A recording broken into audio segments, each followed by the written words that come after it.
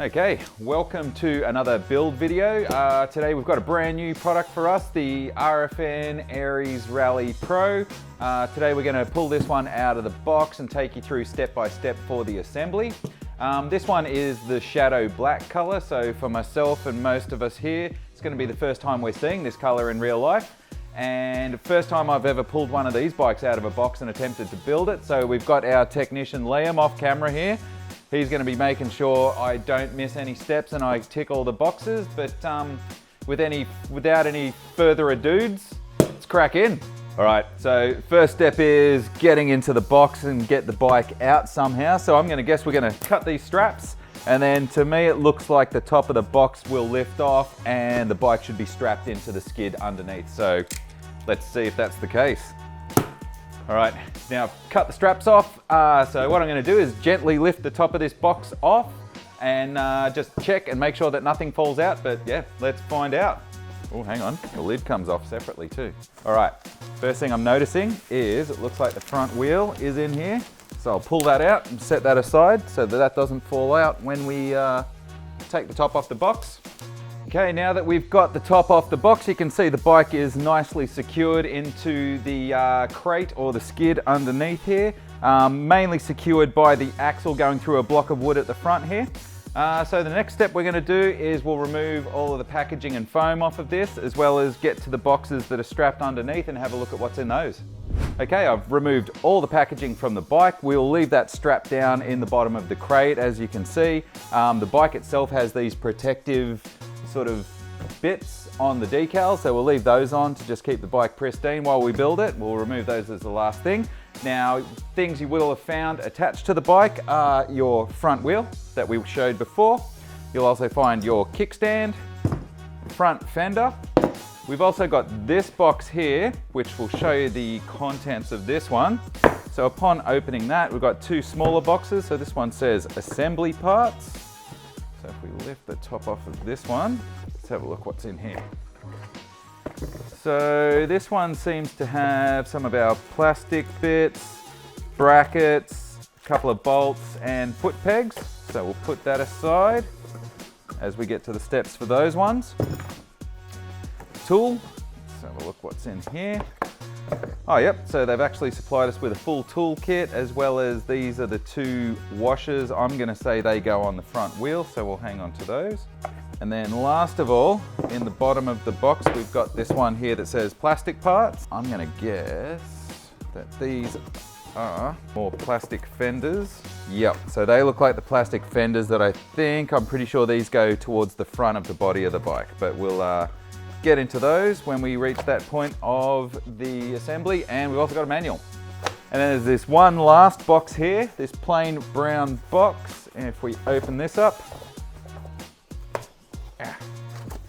that seems to have our charger in it. So we'll get that ready for once the bike's built and we can plug it in and give it a full charge. Okay, now we're going to start the build of the bike. So the first step I'm going to do is actually install the handlebars into the top of the forks here. So we've got these 4 bolts, which I will remove. Now what we want to do is take the handlebar and we'll place it into the clamps there. Now you want to pay special attention that both the throttle cable and the brake sensor cable are going around that side, and that your actual hydraulic brake line is coming around over the top. Trying to position it somewhere that it feels centered and comfortable, and then put your tops of your clamps back in and insert your screws again. Okay, so with that step, looked like we might have jumped the gun a bit, because there is actually this bracket that is used to mount your display for the bike. So this actually needs to be mounted on these 2 bolts on your stem. So what we're going to do is we'll pull those back out, we'll mount this in, and then we'll take it from there. All right, now you can see we've mounted the display bracket. Then on your display, you'll see you've got these grooves underneath. So this allows us, well, keeping that hydraulic line out of the way, feed it through, and it should just click into place. All right, now the next step that we're going to do, just to tidy everything up on here, is you'll notice that your front brake caliper is actually just secured here and hanging loose. So we'll just pull its cable through as well, just to keep the top end here nice and neat, and we'll leave that there for after we've installed the front wheel. Okay, so next step, we're going to install the kickstand. The reason why we're doing that now is because once we then put the front wheel on, we're going to be able to take the box off of the crate, put the kickstand down and complete the assembly. So to put the kickstand on, we've got the two components. This bolt here will feed through that part, and then the spring here will hook onto the pin. So first of all, we'll get that bolt out, we'll mount the kickstand, and then we'll get the spring hooked over the pin. All right, and so now we've got the mounting bolt is tightened most of the way down, but not all the way.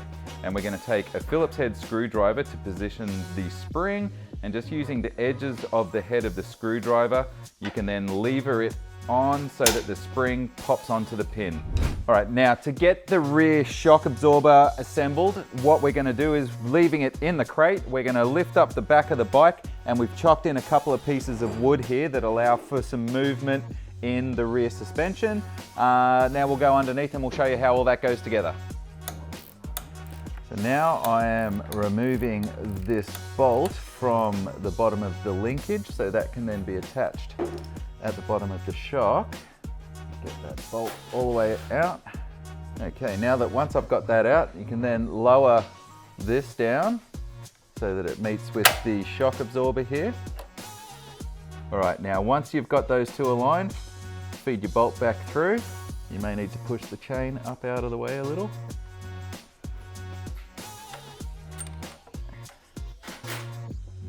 Now the next step we are completing is to feed through and attach the rear linkage bolt. Okay, so we've got the rear suspension assembled. Now is the time that we're going to take the bike out of the crate. So to do that, we're going to remove the front axle. That'll free it up and we can lift it onto a motocross stand. This is a step where you're probably going to need a friend to come along and help you to lift the bike onto the stand. Let me lift the weight out of the front there. Oh, you got it? Cool. And, all right. Go roll around behind and just lift the wheel.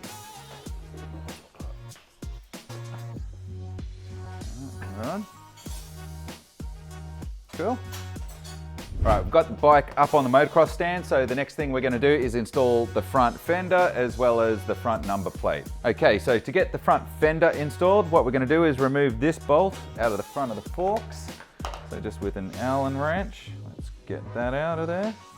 Okay, so once we've removed the bolt from the fork there, you'll see you've got these two sections on the fender with a little hook on the top. What we're going to do is these feed up through the holes in the fork here, and they will click into place once they're all the way through. So we're just going to lever them up into place. Just make sure those two hooks click into place. Then once you've got that, you may need to push upwards a little bit on the fender itself. Then we're just going to feed that screw through and tighten it down. Now make sure when you are tightening that, make it firm, but don't over tighten it. Now for the front number plate, we're going to remove this other screw and washer from the top here. Grab your number plate. Now you'll see on your fender you just installed, you've got these two mount points as well as these two holes on your number plate. What we do is we actually line those two holes up, and then this one here should line up with the hole where we just removed that screw before.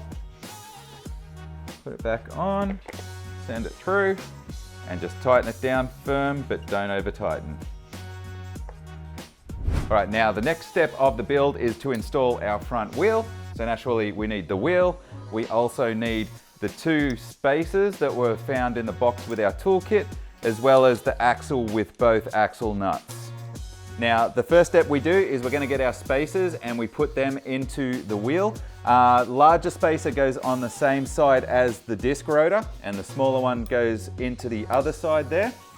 Now, another step that we do recommend, it's not necessary, but we do recommend that you do put a bit of either light oil or some grease onto the axle. Just helps it to feed in.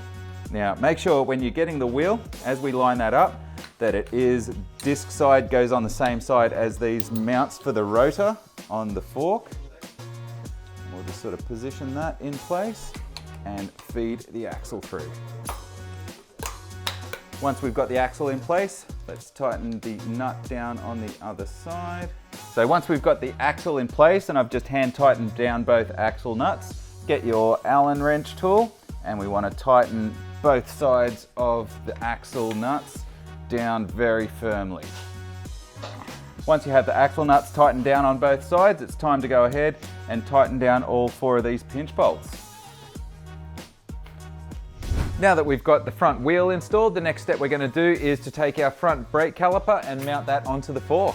So first step is there's this cable tie here holding the cable in place, so we'll just snip that off. Now the correct positioning for your front brake caliper is your hydraulic line should want to come around this inside of the wheel here. We'll remove the 2 bolts that mount to the fork. Once we've removed the screws from the caliper mount, the next thing we're going to do is take out the spacer that's keeping those brake pads spaced in the caliper, drop it onto the mount and reinstall our 2 bolts. Now once we've got the brake caliper firmly tightened down and installed, we want to feed the cable through this cable retainer here. And then once we keep that in place, and use a spanner on one side and an Allen key on the other, and we'll tighten these 2 bolts down. All right, so after we've got the front brake caliper installed, the next step is to put the last 2 pieces of the plastic body kit on. But to do that, we need to actually get inside the bike. So you lift the seat up like that, remove these 2 pins from the hinge, and then we can take the whole seat off. Next step is to remove this plastic battery cover, and then final thing is to remove the battery itself. So just push that little battery retention clip forward, and then to get the battery out of these ones, what you want to do is actually lift using the handle, but pull the weight from the back of the battery, and it comes out. Okay, so the 2 plastic body kit parts we're going to need are these 2 pieces from before, as well as you've got your little bag of nuts and bolts and a screw here. To mount these side pieces of plastic as well, so you'll need the side piece of plastic, you'll have a you'll have a short screw, that washer there, as well as this screw with a nut and washer. Okay, so the first step is with this hole that's in your plastic body kit, hook it onto this piece here. Then we want to line up this hole with this hole in the plastic body kit. Feed your screw, and then you kind of need to just wrestle it and stretch it a little bit until you can pop that screw, and then put your nut in on the other side. So you locate the hole inside the frame of the bike, put the washer in place, feed the screw through, and you just need to line that up with the pre-threaded section in your plastic body kit and tighten it down.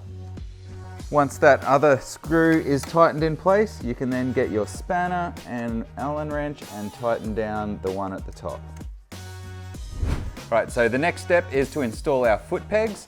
You'll have one for the right and one for the left side. The way that you can tell is when you put the foot peg into place, when it's on its correct side, it will actually fold in the backwards direction. So on this bike, you can also have them mounted much closer to the front or at the back, but for today's build, we'll put ours at the back. So then just put the nut on and tighten it down. Once you've got the first pedal tightened down, just repeat that on the other side. All right, now that we've got the foot pegs installed, we're pretty much on the home straight. So one of the last things we're going to do is place the battery back. Once that's clicked into place, we're going to plug the battery in.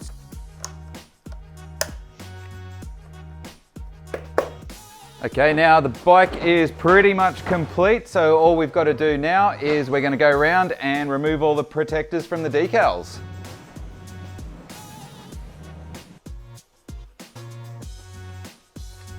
Okay, so that completes our build video on the RFN Aries Pro Rally electric dirt bike. Last thing you need to do before you go and ride is make sure you inflate your tires, but other than that, you'll be ready to go. So thanks for sticking around, and we'll see you in the next video.